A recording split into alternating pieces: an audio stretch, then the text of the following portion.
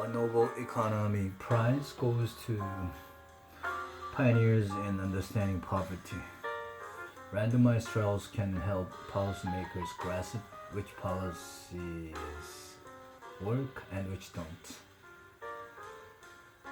The most important question in economics is also the hardest. Why do some people stay poor while others grow rich?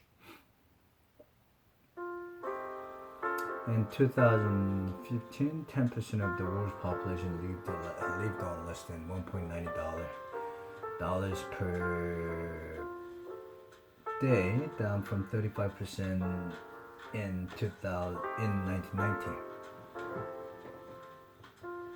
But more than 700 million people remain in extreme poverty, and the number grows every year in certain parts of the world, especially sub-Saharan Africa.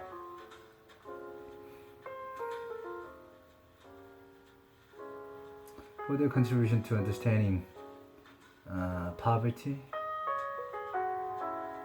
understanding gaps in development, the better to close them. These three guys have been awarded this year's Nobel Prize for economics. All three are Americans, though A and B are immigrants and married to each other. And she's the second woman to have received this award. And at 46, the youngest winner ever.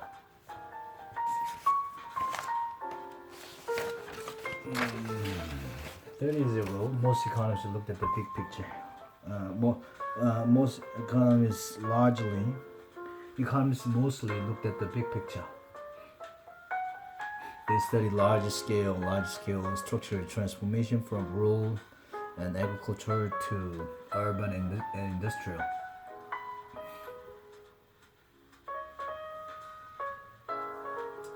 Economists built growth theories around variables such as human capital, and they run cross-country growth regressions to try to measure relationships such as years of schooling and the growth and GDP per person. But the data were scarce and poor, and the vast number of potentially relevant factors made it hard to be sure what caused what. In the mid-1990s, Mr. Kramer at Harvard University tried something different.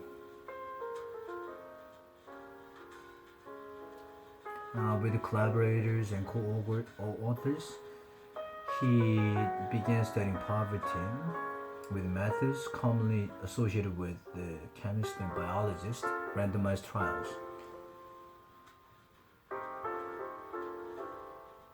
If human capital, education, health, skills, and so forth is essential for development, then economists had better make sure they understand where it comes from.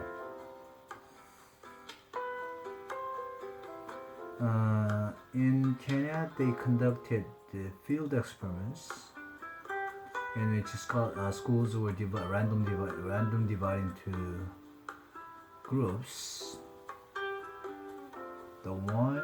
Some subject to a policy intervention and others not.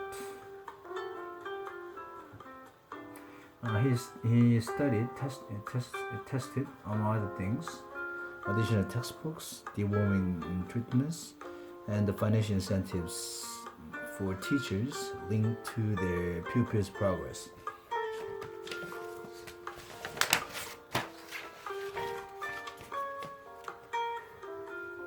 Each such experiment shed a little light on one small part of the hardest question. The educational resources, textbooks say, turned out to do little for learning outcomes. Making pupils healthier improved their attendance, but did not necessarily mean more learning.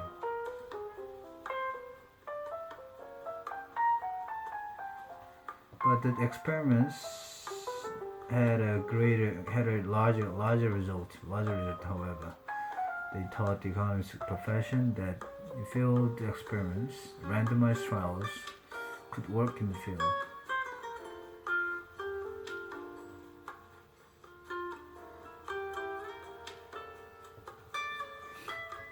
They built on the foundation Mr. Cream laid, deploying randomized trials to study healthcare and entrepreneurship, as well as education.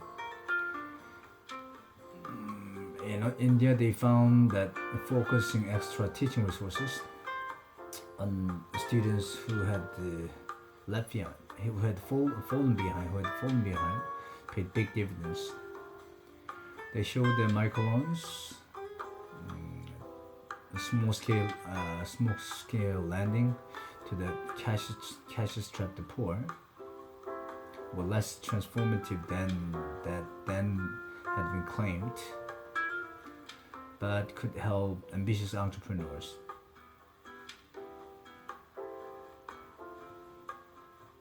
The three scholars have studied absenteeism among teachers and nurses, immunization programs, the management of public resources, public infrastructure, and the use of public productivity boosting technologies such as fertilizers. They have spent countless hours observing and learning from the daily struggle of the world's poor.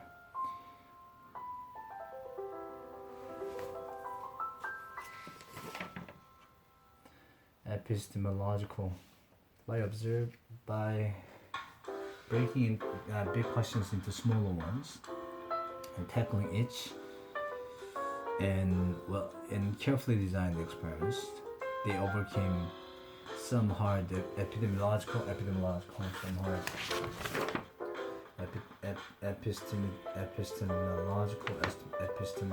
problems.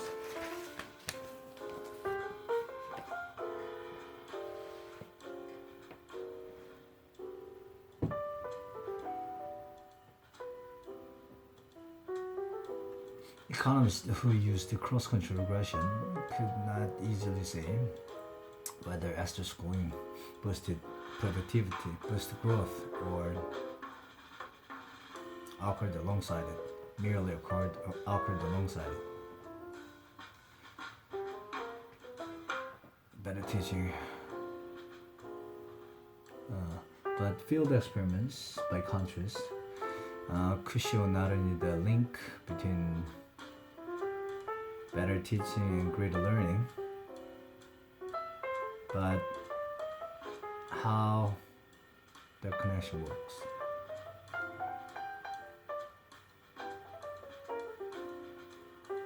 There remained the problem of external validity, the extent to which a relationship between a measured relationship holds outside the research context. People are complex and the world ever-changing, so it is hard to be confident that a relationship between two variables will endure. Researchers must also be aware that the groups being tested may differ subtly from a broader population, and that something in the experiment may be influencing participants' behavior. In mastering field research, they showed how to overcome those difficulties. No natural experiment such as an oil shop cannot be rerun to satisfy nagging doubts. Field experiments can be replicated. Structuring experiments so that they can be scaled up over time permits greater confidence still. A developing story. Each nugget of truth prized out of the data generated by field experiments represents a contribution to understanding the world. The hope is that many small truths can be piled together to make a big one. These lawyers work use economic model as a guide, but nonetheless represents a departure from the disciplines and business as usual. In which economists peer down, high on top, high from on high, exercise seek to discover the equivalent of motions as Newton's laws of motion. Randomized trials are part of an important development in recent decades, away from high theory and towards empirical grounding. With these awards, the Nobel Committee endorsed the shift. It is furthermore a practical award, slithering work that offers ways to improve lives.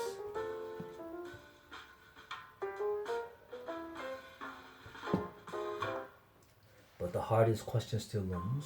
Mr. Bajari and Mrs. Duflo reckon that their work builds towards an answer. Taken together, the experiments reveal that the gap in productivity between the most and least efficient producers is much wider in developing economies than in advanced ones. Fix that one small intervention at a time, and perhaps eventually the hard question will go away. More macro-minded economists counter that the huge fall in global poverty of the past 3 decades owes little to such fiddling. It happened rather as a confluence of global forces buoyed poor countries' fortunes. The mystery of global poverty remains. If enough economists emulate the innovative spirit and scholarly care of this year's laureates, it will not remain forever.